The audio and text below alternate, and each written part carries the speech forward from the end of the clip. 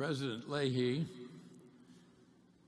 Cardinal O'Malley, Father Monin, eminent fellow honorees, distinguished trustees, faculty and alumni, proud parents, grandparents, friends, and members of the class of 2008.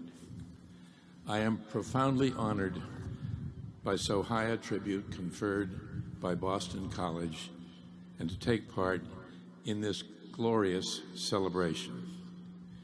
We haven't a lot of ceremony left in American life, alas, but commencements do go on year after year and in the grand tradition with full appropriate panoply, bringing together, as we see here today, people from all walks of life, all parts of the country, and indeed of the world, to pay tribute to genuinely worthy accomplishment. The importance of education has been a prevailing theme in American life from the beginning, and may it ever be so. Information at our fingertips, information without end. The Library of Congress has 650 miles of shelves and books in 470 languages. Napoleon was afraid of cats. A porcupine is born with 30,000 quills. A mosquito beats its wings 600 times per second. Coal production in the United States is second only to that of China, etc., etc. It's said ad infinitum, ours is the information age. There's never been anything like it since the dawn of creation. We glory in the information highway as other eras gloried in railroads. Information for all, information night and day. A column of air a mile square, starting 50 feet from the ground and extending 14,000 feet, contains an average of 25 million insects. James Madison weighed less than 100 pounds. William Howard Taft, 332 pounds, a presidential record. According to the World Almanac, the length of the index finger on the Statue of Liberty is 8 feet. The elevation of the highest mountain in Massachusetts, Mount Greylock, is 3,487 feet. The most ancient living tree in America, a bristlecone pine in California, is 4,700 years old, etc., etc. Information is useful. Information is often highly interesting. Information has value, sometimes great value. The right bit of information at the opportune moment can be worth a fortune. Information can save time and effort. Information can save your life. The value of information, facts, figures, and so forth depends on what we make of it, on judgment.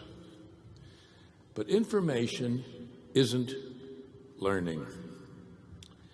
Information isn't poetry, or art, or Gershwin, or the Shaw Memorial, or faith, or wisdom.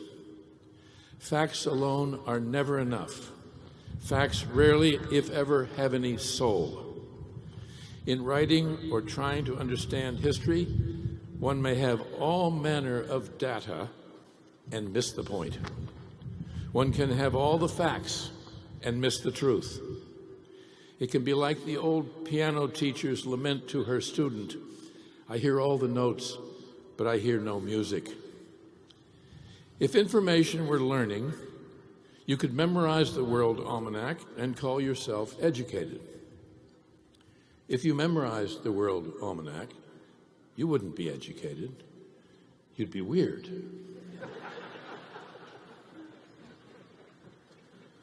Learning is not to be found on a printout. It's not on call at the touch of the finger.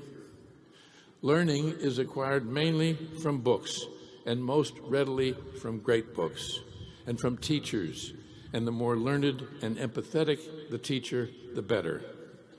And from work, concentrated work. Abigail Adams put it perfectly more than 200 years ago. Learning is not attained by chance.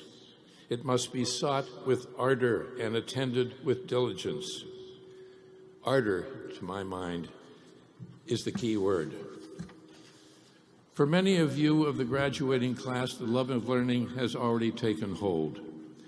For the others, it often happens later, and often by surprise, as history has shown time and again. That's part of the magic. Consider the example of Charles Sumner, the great Senator Charles Sumner of Massachusetts, whose statue stands in the Boston Public Garden facing Boylston Street. As a boy in school, Charles Sumner had shown no particular promise, nor did he distinguish himself as an undergraduate at Harvard. He did love reading, however, and by the time he had finished law school, something overcame him. Passionate to know more, to learn more, he put aside the beginnings of a law practice and sailed for France on his own and on borrowed money in order to attend lectures at the Sorbonne. It was a noble adventure in independent scholarship, if ever there was. Everything was of interest to him.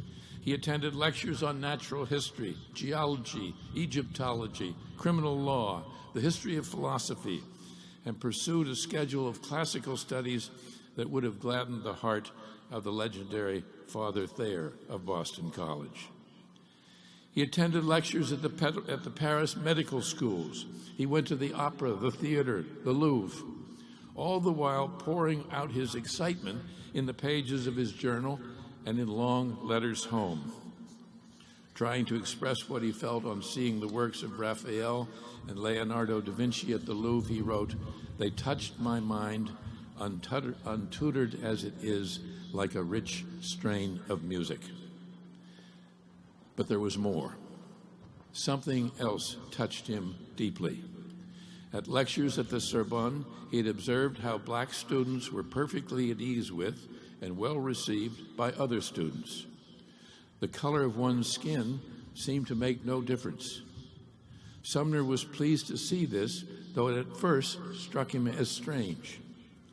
But then he thought, as he wrote, that maybe the distance between blacks and whites at home was something white Americans had been taught, and that does not exist in the nature of things.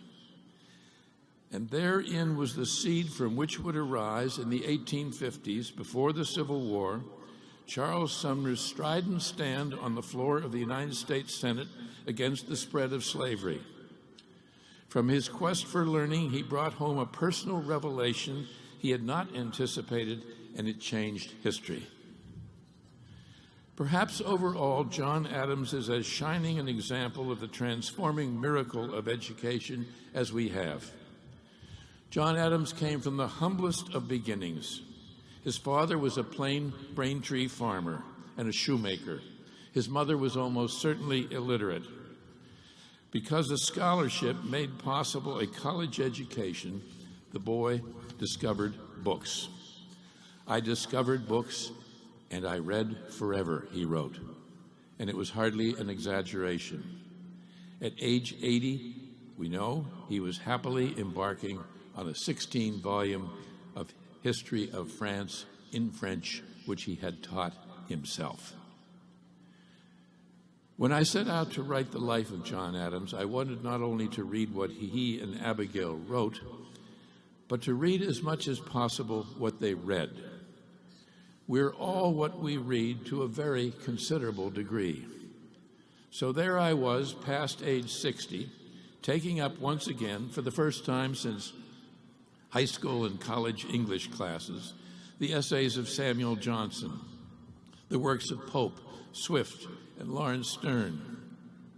I read Samuel Richardson's Clarissa because it was Abigail's favorite novel, and Cervantes' Don Quixote for the first time in my life. What a joy. Cervantes is part of us, whether we know it or not.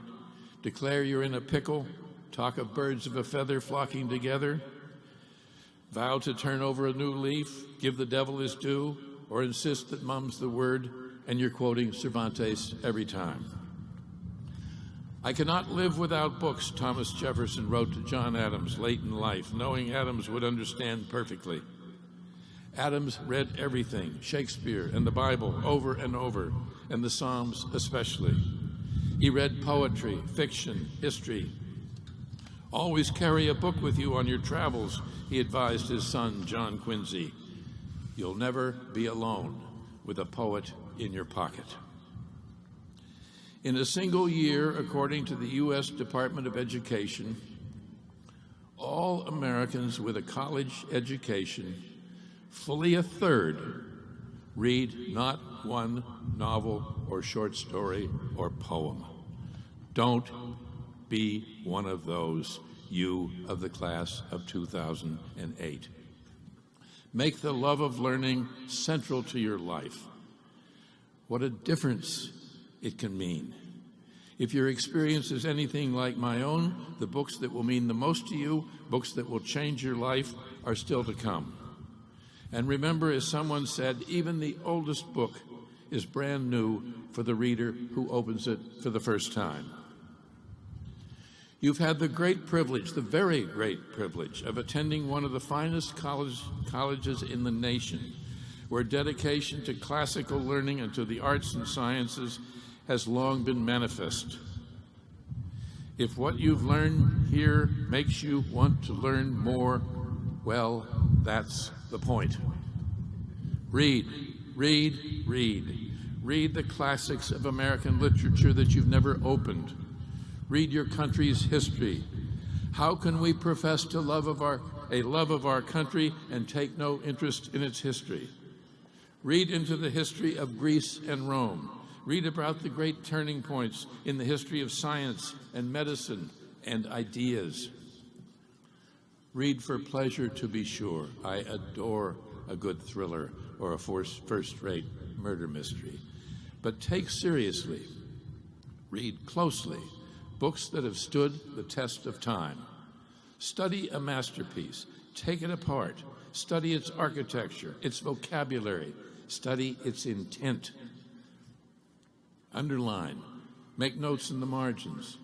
And a few years later, go back and read it again. Make use of public libraries. Start your own personal library and see it grow. Talk about books you're reading. Ask others what they're reading. You'll learn a lot that way. And please, please, do what you can to cure that verbal virus so rampant among your generation. I'm talking about the relentless, wearisome use of words like, and you know, and awesome, and actually.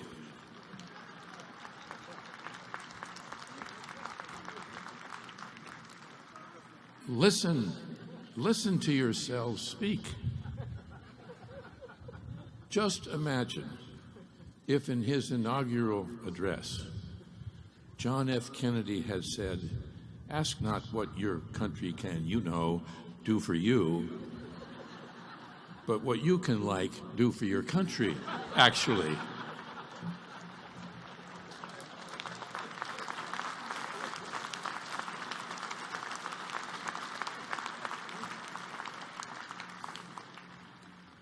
The energetic part so many of you are playing in this year's presidential race is marvelous. Keep at it, down to the wire. Keep that idealism alive. Make a difference. Set an example for all of us. And remember, the call of John F. Kennedy to serve has never been more relevant than right now.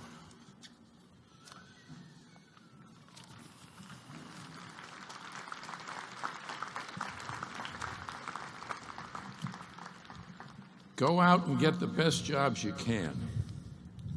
And go to work with spirit. Don't get discouraged. And don't work just for money. Choose work you believe in work you enjoy. The money will follow.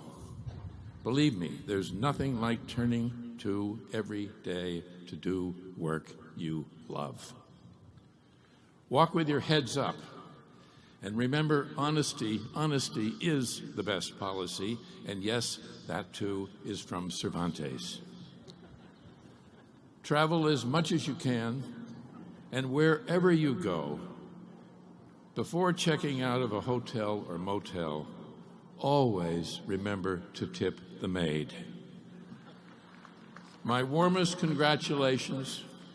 In the words of the immortal Jonathan Swift, may you live all the days of your life. On we go.